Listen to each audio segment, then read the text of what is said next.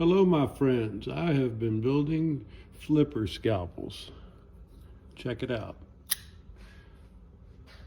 And these include one-hand operation friction blades, Victorinox. In this case, I included my locket chamber in blue G10. It stores the replacement blades.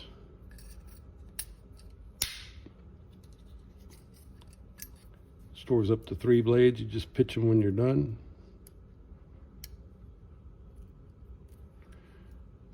And this has a pair of pliers for skinning and general outdoor use, right?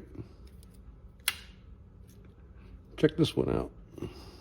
This one's in Crazy Tiger micarta with orange liners.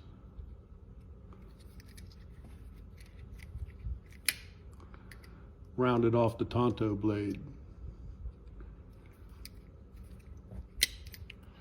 And again, G10 locket chamber stores the blades for the flipper scalpel. I haven't seen anybody else make one of these yet, right? I really like this combination. Let me know what you think. Great for outdoor use, fishing, hunting,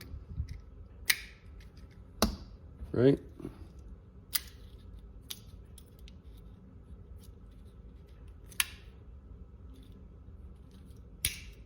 All the best. Take care.